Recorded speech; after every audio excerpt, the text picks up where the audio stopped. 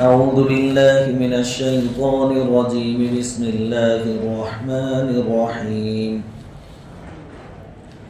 ولقد جاءت رسلنا إبراهيم بالبشرى قالوا سلاما قال سلام فما لبث أن جاء بعجل حنيذ فلما رأى أيديهم لا تصل إليه نكرهم وأوجس منهم خيفة قالوا لا تخف إنا أرسلنا إلى قوم لوط وامرأته قائمة فضحكت فبشرناها بإسحاق ومن وراء إسحاق يعقوب قالت يا ويلتى أألد وأنا عجوز وهذا بعدي شيخا إن هذا لشيء عجيب قالوا أتعجبين من أمر الله رحمة الله وبركاته عليكم أهل البيت إنه حميد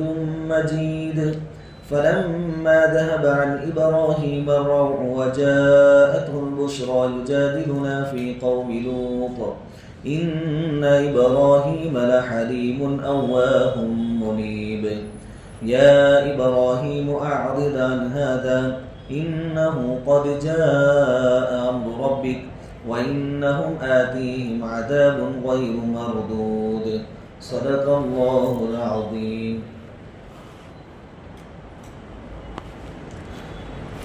سورہ ہود کی آیت نمبر 69 سے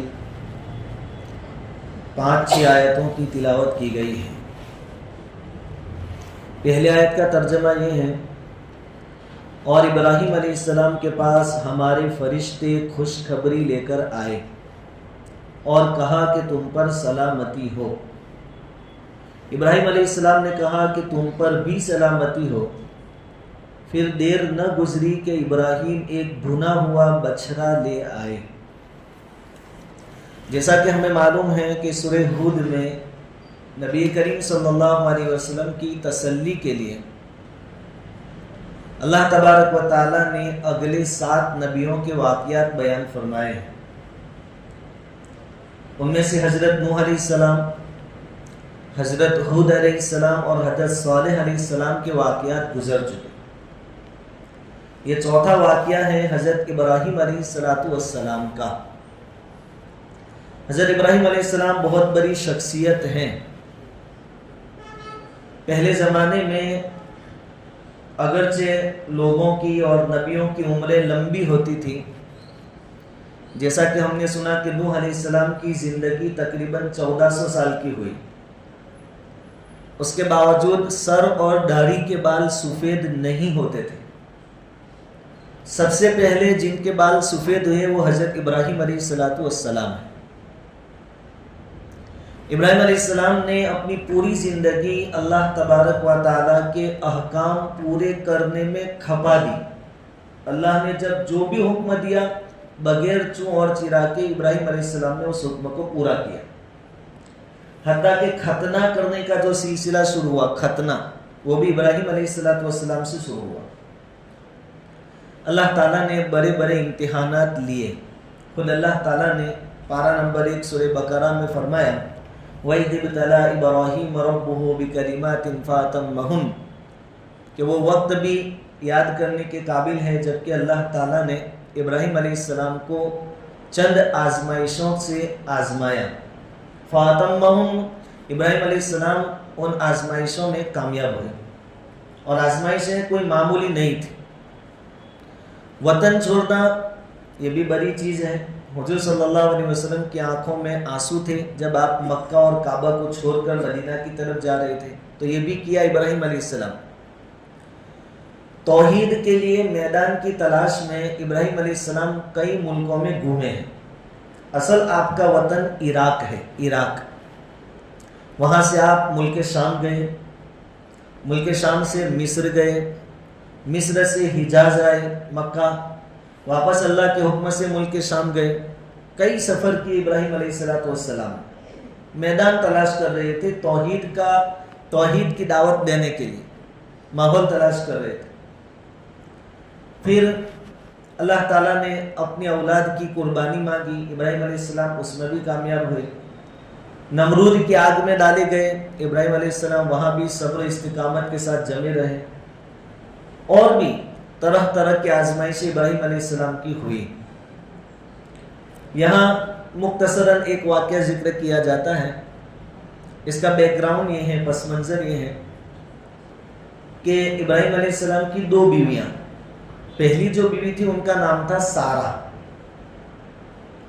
ان سے اولاد نہیں تھی۔ ابراہیم علیہ السلام شروع میں اولاد نہیں تھی، یہاں تک کہ دونوں بڑھاپے کو پہنچ گئے۔ بعض مفسرین کے مطابق ابراہیم علیہ السلام 100 سال کی عمر کو پہنچ گئے، اور بعضوں کا فرمانا ہے 120 سال کی عمر تک پہنچ گئے، اور آپ کی بیوی سارہ 90 سال کی عمر پر یا 80 سال کی عمر تک پہنچ گئی، لیکن ان دونوں کو اولاد نہیں تھی، یعنی حضرت سارہ سے ابھی تک کوئی اولاد نہیں تھی۔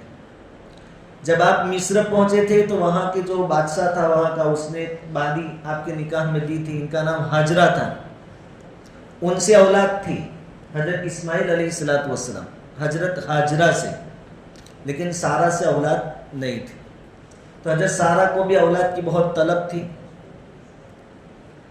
اب جب ابراہیم علیہ السلام دنیا میں تشریف لائے، اس وقت دنیا کی آبادی بہت بڑھ گئی تھی۔ پہلے کیا ہوتا تھا کہ ایک آبادی ہوتی تھی، ایک نبی آتا تھا ان کی اصلاح کے لیے۔ ابراہیم علیہ السلام کے زمانے میں دنیا بہت آباد ہو گئی تھی، تو ایک ہی وقت میں الگ الگ علاقوں میں الگ الگ نبی آتے تھے اللہ تعالیٰ کی طرف سے۔ تو ابراہیم علیہ السلام اور حضرت لوط علیہ السلام دونوں کا زمانہ ساتھ ساتھ چلتا ہے، اور لوط علیہ السلام حضرت ابراہیم علیہ السلام کے بھتیجے ہیں، بھتیجے، بعضوں نے بازے کہا ہے لیکن بھتیجے ہیں لوط علیہ السلام۔ تو ایک بستی میں ابراہیم علیہ السلام نبی ہیں، اور قریب کی بستی میں حضرت لوط علیہ السلام ہیں، دونوں اپنی ذمہ داری پوری کر رہے تھے۔ لیکن لوط علیہ السلام کی جو قوم تھی، جن کا واقعہ انشاءاللہ ہم بعد میں سنیں گے کل یا پرسوں، تو برائیوں میں مبتلا ہو گئی۔ ان کا جب وقت آیا تو اللہ تعالیٰ نے عذاب کے فرشتے بھیجے، تو وہ عذاب کے فرشتے لوط علیہ السلام کی بستی پر جانے سے پہلے ابراہیم علیہ السلام کے پاس آئے تھے۔ یہاں انہوں نے اسٹاپ کیا ابراہیم علیہ السلام کے پاس۔ اس پس منظر کو یہاں بیان کیا گیا ہے کہ ابراہیم علیہ السلام کے پاس جب ہمارے فرشتے خوشخبری لے کر آئے، فرشتوں کی 2 ذمہ داریاں تھیں اس وقت، ایک تو لوط علیہ السلام کی بستی پر عذاب نازل کرنا، اور اس سے پہلے جاتے جاتے ابراہیم علیہ السلام کو اولاد کی خوشخبری دینا۔ تو پہلے ابراہیم علیہ السلام کے پاس آئے فرشتے۔ امام قرطبی نے لکھا ہے کہ فرشتے کون کون تھے؟ حضرت جبرائیل تھے، حضرت میکائیل تھے، اور حضرت اسرافیل، یعنی سب بڑے بڑے فرشتے تھے۔ یہ 3 آئے ابراہیم علیہ السلام کو خوشخبری سنانے آئے تھے۔ ابھی خوشخبری بعد میں سنائیں گے، آ کر پہلے انہوں نے کہا سلامن، یعنی سلامتی ہو، یعنی انہوں نے آ کر سلام کیا۔ سلام یہ سنت طریقہ ہے، اور ساتھ میں ثواب کا بھی کام ہے۔ ویسے جب 2 آدمی جمع ہو اور کوئی اور بات کریں، یا دوسرے مذہب میں جو طریقے ہیں، گڈ مارننگ، گڈ نائٹ، وہ سب، اس سے سب سے زیادہ بیسٹ طریقہ ہمارا ہے کہ ایک آدمی دوسرے کو کہے السلام علیکم ورحمۃ اللہ وبرکاتہ۔ اس میں سلام ایک تو ذکر ہے، ذکر اللہ کی یاد ہے، دوسری بات یہ کہ دعا ہے، تو آدمی سامنے والے کو دعا دے رہا ہے کہ تم پر اللہ کی طرف سے سلامتی ہو، رحمتیں ہو، برکتیں ہوں۔ اور سلام کرنے والا تیسرا کام یہ کر رہا ہے کہ گویا اپنی طرف سے اس بات کی گارنٹی دے رہا ہے، ضمانت لے رہا ہے کہ میری طرف سے آپ کو کوئی نقصان نہیں پہنچے گا۔ جب کوئی آدمی دوسرے کے لیے سلامتی اور رحمت کی دعا کر رہا ہو، وہ سامنے والے کو نقصان کیسے پہنچائے گا؟ تو سلام کرنے والا گویا اس بات کی گارنٹی دے رہا ہے کہ میری طرف سے کوئی تکلیف تم کو پہنچے گی نہیں۔ تو سلام کا رواج، اور اس میں بہت فائدے بھی ہیں۔ السلام علیکم کہے تو 10 نیکیاں، ورحمۃ اللہ ساتھ بڑھا دے تو 10 اور بڑھ جاتے، 20 نیکیاں۔ اور جواب دینا تو واجب ہے، سلام کرنا سنت ہے، جواب دینا واجب ہے، لیکن اس معاملے میں پہل جو کرے گا آدمی، شروعات کرے گا، سلام کرے گا، اس کی فضیلت زیادہ ہے، چاہے جواب دینے والا واجب ادا کر رہا ہے، لیکن سنت ادا کرنے والے کی فضیلت زیادہ ہے. دو آدمیوں میں جھگڑا ہوا ہو تو صلح کے معاملے میں بھی حضور صلی اللہ علیہ وسلم نے فرمایا کہ دونوں میں بہتر وہ ہے جو سلام میں پہل کرے. کہ سلام کا رواج ہماری بستی میں الحمدللہ سلام کا رواج ہے، لیکن تھوڑی مسٹیک سلام کے الفاظ میں ہو جاتی ہے. سلام کے الفاظ میں ہمیں پورا بولنا ہے السلام علیکم ورحمۃ اللہ وبرکاتہ.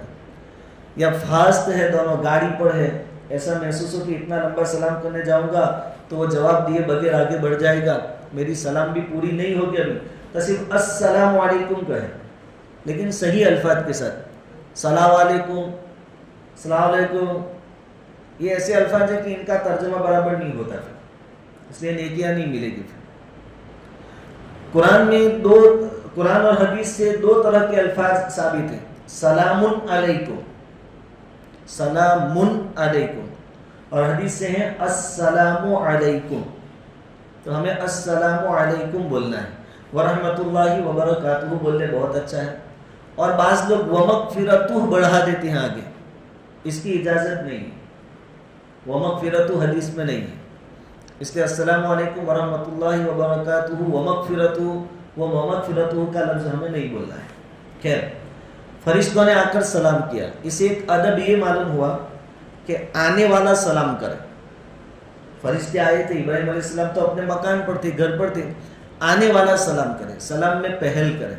اسی طرح مجمع بیٹھا ہے، کوئی آدمی گزر رہا ہے تو گزرنے والے کو چاہیے کہ یہ سلام کرے، اور بیٹھے ہوئے مجمع میں سے ہر ایک کے لیے جواب دینا ضروری نہیں ہے. ایک آدمی بھی جواب دے دے تو سب کی طرف سے کافی ہو جائے گا. اس کے بعد قول سلام، جب فرشتوں نے سلام کہا تو ابراہیم علیہ السلام نے بھی سلام کہا، یعنی سلام کا جواب دیا. تو یہ بات تو ہو گئی کہ جواب دینا واجب ہے. فما لبث ان جاء بعجل حنیذ، یہ فرشتے انسانی شکل میں آئے تھے اور بالکل خوبصورت نوجوان، جن کو امرد کہتے ہیں، جن کے داڑھی کے بال نہیں ہو، مونچھ ابھی نہ نکلی ہو، اس طرح خوبصورت بن کے آئے تھے. ابراہیم علیہ السلام کے پاس بھی غیب کا علم نہیں تھا. آپ نے ان کو نہیں پہچانا کہ یہ فرشتے ہیں. اگر غیب کی بات جانتے تو کوئی مسئلہ نہیں تھا. تو ابراہیم علیہ السلام نے سلام کا جواب دیا، ان کو بٹھایا اپنے گھر میں. فما لبث ان جاء بعجل حنیذ، پھر دیر نہ گزری کہ ابراہیم ایک بھنا ہوا بچھڑا لے آئے. مہمان نوازی شروع کر دی. ان کو بٹھا کر فوراً گھر گئے. پیچھے اہلیہ سے کہا کہ مہمان آئے ہیں، کھانا تیار کرو. ابراہیم علیہ السلام کو وہاں گائے بیل وغیرہ پالا جاتا تھا، تو اسی میں سے ایک موٹا فربا تازہ اچھا، قرآن نے اس کو دوسری جگہ بیان کیا ہے، سمین کا لفظ استعمال کیا ہے، موٹا تازہ، یعنی اچھے سے اچھا ذبح کیا اور اس کا گوشت بھون کر تل کر مہمانوں کے سامنے لا کر حاضر کر دیا. اس سے ایک دو ادب کی باتیں یہ ہمارے سامنے آتی ہیں کہ مہمان جیسے ہی آوے تو جو کچھ ہم جلدی سے جلدی پیش کر سکتے ہو پیش کر دے، پہلے بٹھائے نہ رکھے. جیسے ہمارے یہاں عام طور پر پہلے چائے دے دی جاتی ہے، چائے 2-5 منٹ میں بن جاتی ہے. پھر آپ کو اللہ تعالیٰ نے سہولت دی ہے، کچھ دیا ہے، اور آپ پھر بعد میں کچھ بڑا کھانا، اچھا کھانا پکا کر دینا چاہے دیں، لیکن شروع میں جو کچھ بھی حاضر ہو جلدی سے دے دیں. ابراہیم علیہ السلام کے یہاں گائے بیل ہوتے تھے تو اس میں سے بچڑا کاٹ کے پہلے ان کی خدمت میں پیش کر دیا. ایسا نہیں کہ مہمان آئے بیٹھے پھر پیچھے جا کر مشورہ کرتے کہ ابھی آج چلے جائیں گے کہ پھر رہیں گے، کیا ہے، یا کوئی مچھلی بیچنے والا آئے گا، مچھلی خریدیں گے، پھر ان کو اچھا کھلائیں گے، لیکن یہ بیچارہ ابھی سفر کر کے آیا، بھوکا ہے، اس کا کیا. تو جو حاضر ہو پہلے دے دیں. ابراہیم علیہ السلام نے پوچھا بھی نہیں کھانا کھائیں گے، یہاں پر بچڑا بھون کر آ گیا. اور بچڑا کیا معمولی سمجھتے ہیں؟ بکرا 10,000 کا ہوتا ہے بھنا ہوا آج کے دور میں کھانا ہو، تو یہ بچڑا بھی تو کم سے کم اتنا قیمتی تو ہوگا ابراہیم علیہ السلام کے. تو اچھے سے اچھی آئٹم اور جلدی سے جلدی لا کر رکھ دیا. فلما رأى أيديهم لا تصل إليه نكرهم وأوجس منهم خيفة. کھانا رکھ تو دیا، لیکن ہم جانتے فرشتے کھاتے پیتے نہیں ہیں، وہ تو انسانی شکل میں تھے، لیکن ابراہیم علیہ السلام جانتے نہیں تھے. کھانا تو لا کے رکھ دیا. پھر جب دیکھا کہ ان کے ہاتھ کھانے کی طرف نہیں بڑھ رہے ہیں. کھانا رکھا تو ابھی کھا نہیں رہے ہیں. نکی رہوں تو دل میں کھٹکا پیدا ہوا. وَأَوْجَسَ مِنْهُمْ خِيفَةً اور دل ہی دل میں ان سے ڈرے ابراہیم علیہ السلام.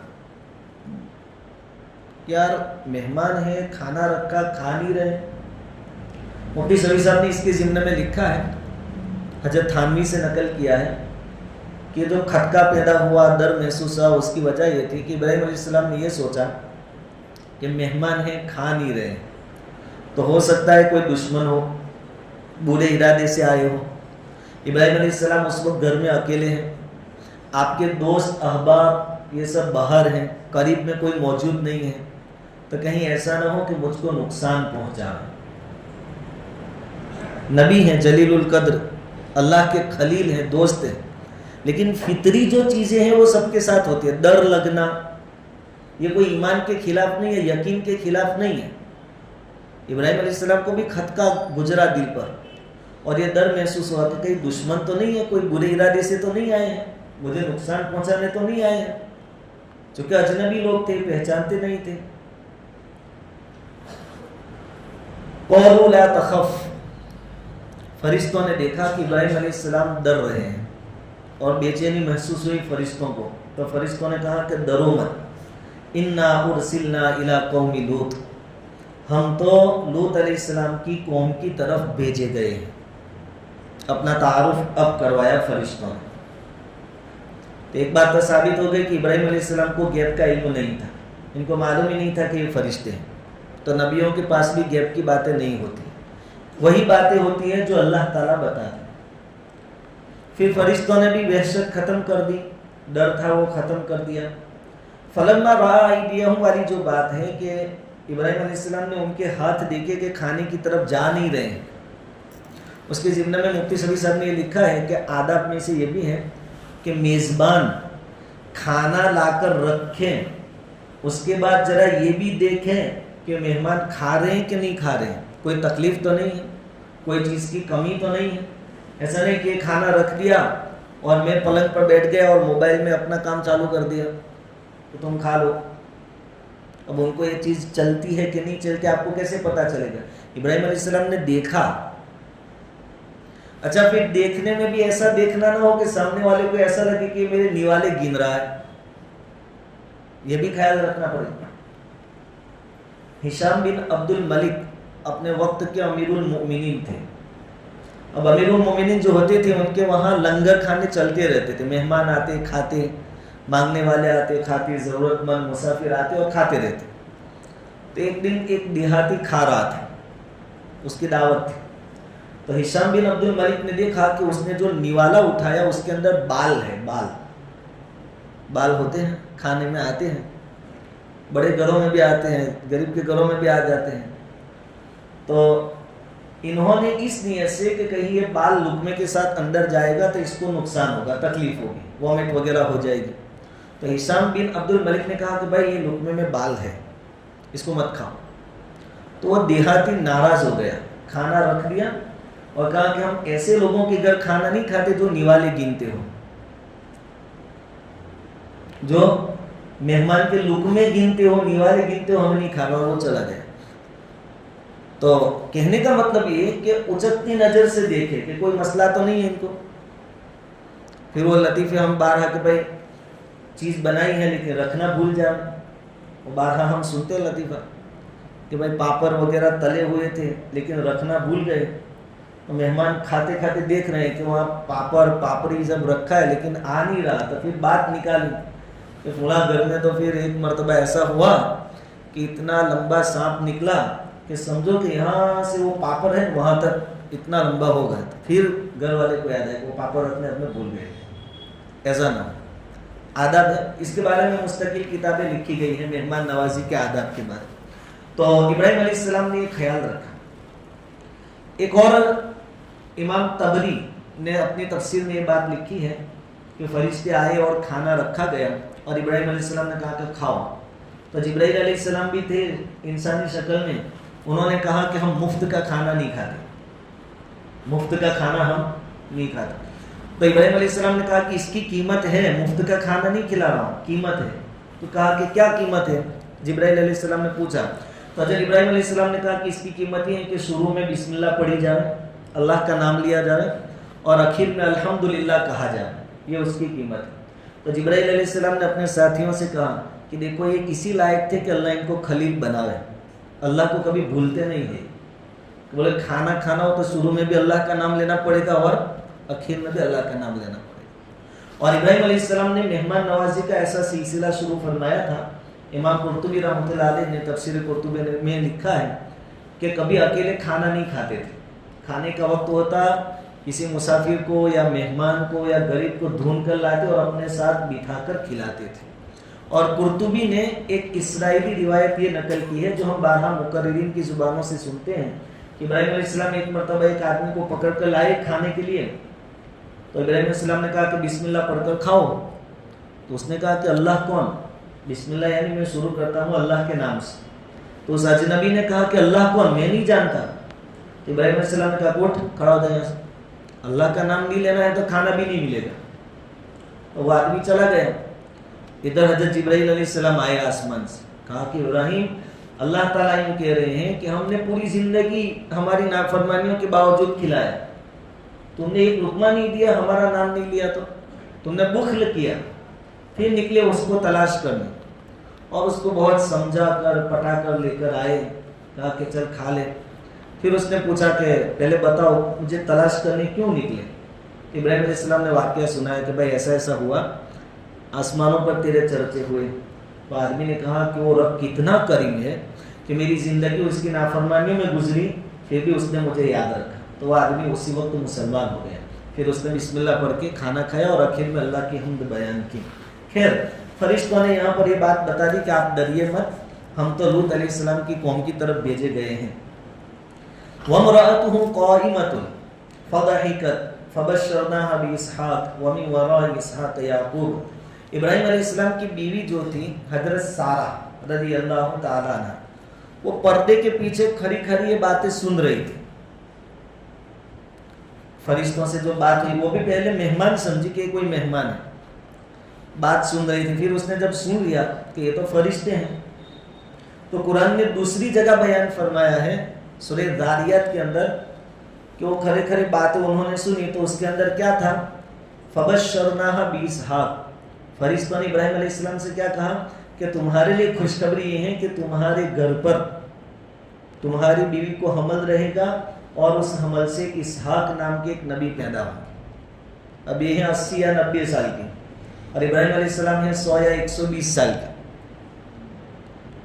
اور وہ عورت پیچھے سن رہی تھی حضرت سارہ، اس کو بڑا تعجب ہوا کہ میں بوڑھی ہو گئی اپنے، اور یہ میاں بھی بوڑھے ہو گئے ابراہیم علیہ السلام بھی، اب مجھے کیسے اولاد ہوگی؟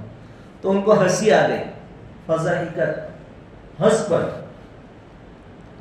معارف القرآن مولانا ادریس کاندلوی، ان کے اندر ہنسنے کے الگ الگ وجوہات بیان کی گئی ہیں کہ آخر حضرت سارہ کو ہنسی کیوں آئی۔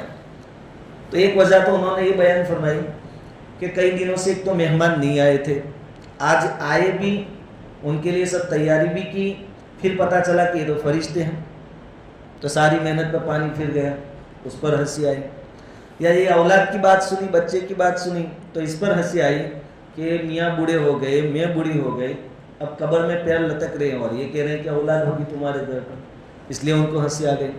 ایک وجہ یہ بھی بیان کی کہ انہوں نے جب سنا کہ لوط علیہ السلام کی قوم پر عذاب آنے والا ہے، اور ان کو معلوم تھا کہ ان کی قوم نے بہت سرکشی کر رکھی ہے اور عجیب و غریب گناہوں میں مبتلا ہے، تو انہوں نے مارے خوشی کے ان کو ہنسی آ گئی کہ اچھا ہوا، ان کا تو انجام یہی ہونا چاہیے، ان کو تو ہلاک ہی ہونا چاہیے، اس لیے ہنسی آئی۔ خیر جو بھی ہو، باقی سورہ ذاریات میں اللہ تعالیٰ نے فرمایا کہ وہ یعنی حضرت سارہ چیختی ہوئی اپنے سر پر ہاتھ مارتی ہوئی ان کے پاس آ گئے۔ اب چونکہ فرشتے ہیں تو ان سے پردے کا کوئی مسئلہ نہیں ہے، انسان تھے نہیں، معلوم ہو گیا کہ تو فرشتے ہیں، تو سر پر ہاتھ مارتے مارتے یہاں آ گئے، ہو گیا کہ کیا کہا، مجھے بچہ ہوگا، فرشتوں سے بات کرنے لگے، مجھے بچہ ہوگا۔ اب یہاں فرشتے تو کیا کہتے ہیں کہ تم کو اسحاق ہوں گے اور اسحاق علیہ السلام زندہ بھی رہیں گے، ان کی بھی شادی ہوگی، اور ان کے وہاں بھی ایک نبی یعقوب علیہ السلام پیدا ہوں، اور بنی اسرائیل کے تمام انبیاء جو پیدا ہوئے وہ یعقوب علیہ السلام کے اولاد میں سے یعنی بنو اسحاق. تو قالت حضرت سارہ بول پڑی یا ویلتا ہائے خرابی یعنی مارے تعجب کے الیدو میں بچے کو جنم دوں گی وانا عجوز حالانکہ میں تو بوڑھی ہوں وہذا بعلی شیخا اور یہ میرے شوہر بھی بوڑھے ہو گئے ہیں ان هذا لشیء عجیب یہ تو عجیب چیز ہے یار. ان کو تعجب ہوا. قالوا فرشتوں نے کہا اتعجبین من امر اللہ کیا تم اللہ کے حکم پر تعجب کرتے ہو؟ اللہ تعالیٰ نے کہا ہوگا تو ہوگا بس اس میں تعجب کی کیا بات ہے. رحمت اللہ وبرکاتہ علیکم اہل البیت ارے تم تو اہل بیت میں سے ہو یعنی نبی کے گھرانے کی عورت ہو اور اللہ کی رحمتیں اور اس کی برکتیں تم کئی مرتبہ دیکھ چکی ہو. عجیب و غریب حالات سے تم گزر چکی ہو. کئی جگہ پر اللہ کی رحمتیں برکتوں کا تم نے مشاہدہ کیا پھر تم کو تعجب کیوں ہو رہا ہے؟ تعجب کی کیا بات ہے؟ انہ حمید مجید بلکہ بے شک اللہ نہایت قابل تعریف اور بڑی شان والا ہے. یعنی تعجب کرنے کا کام نہیں ہے. کرنے کا کام یہ ہے کہ تم اللہ کی حمد بیان کرو اور اس کی شان بیان کرو. جب اللہ نے کہہ دیا ہوگا تو یہ سب ہوگا. جب اتنی بات چیت ہوئی اور ابراہیم علیہ السلام کو بھی معلوم ہو گیا کہ یہ تو خوشخبری دینے آئے ہیں اور ان کا دوسرا ایک کام ہے لوط علیہ السلام کی قوم پر عذاب لانے کا. تو جب بات چیت ہوتی ہے اور اجنبیت ختم ہوتی ہے تو انسیت پیدا ہو جاتی ہے. آدمی پھر بے تکلف ہوتا ہے دھیرے دھیرے. ابراہیم علیہ السلام میں جو خوف تھا خطکا دل میں گزرا تھا وہ سب کمپلیٹ ہو گیا اچھے ہو گئے. اب بات کرنے لگے. فلما ذهب عن ابراہیم الروع پھر جب ابراہیم علیہ السلام کا خوف دور ہو گیا وجاءته البشرى اور ان کو خوشخبری بھی مل گئی یجادلنا فی قوم لوط تو وہ ہم سے قوم لوط کے بارے میں بحث کرنے لگے فرشتوں کے ساتھ. یار تم عذاب لے کر آ گئے وہاں تو لوط علیہ السلام موجود ہے ان کے ماننے والے بھی موجود ہیں تو ماننے والے اور نبی کے ہوتے ہوئے عذاب کیسے آ سکتا ہے؟ مفسرین نے لکھا ہے کہ ابراہیم علیہ السلام اس لیے بحث کر رہے تھے کہ اتنا وقت وہ قوم لوط کو مل جائے اور وہ اتنے وقت میں توبہ کر لے رجوع کر لے. ورنہ ابراہیم علیہ السلام بھی جانتے ہیں کہ اللہ کا حکم ہو تو کسی کو دخل اندازی دینے کی کوئی ہمت نہیں کر سکتا کسی کو اختیار نہیں. لیکن یہ ٹائم پاس کر رہے تھے ابراہیم علیہ السلام فرشتوں کے ساتھ بحث کر رہے تھے. یار لوط موجود ہے ان کے ماننے والے موجود ہیں پھر تم عذاب لے کے کیسے آ گئے؟ ان ابراہیم لحلیم اواہ منیب بے شک ابراہیم بڑے بردبار برداشت کرنے والے اواہ رجوع کرنے والے اور منیب. اواہ یعنی نرم دل اور منیب یعنی اللہ کی طرف رجوع کرنے والے تھے. یہ ان کی صفتیں اللہ تعالیٰ نے بیان فرمائی کہ اللہ کی طرف بہت رجوع کرتے تھے بہت نرم دل تھے اور بڑے تحمل مزاجی والے تھے برداشت کرنے والے تھے نرم دل تھے. تو اللہ تعالیٰ نے فرمایا یا ابراہیم اعرض عن ھذا ابراہیم ان کو چھوڑ دو یعنی فرشتوں سے بحث مت کرو. انہ قد جاء امر ربک بے شک تمہارے رب کا حکم آ چکا ہے. عذاب کا جو فیصلہ ہوا تھا عذاب کا وقت آ چکا. وَإِنَّهُمْ آتِيهِمْ عَذَابٌ غَيْرُ مَرْدُودٌ اب قوم لوط پر ایک ایسا عذاب آنے والا ہے جو لوٹایا نہیں جائے گا.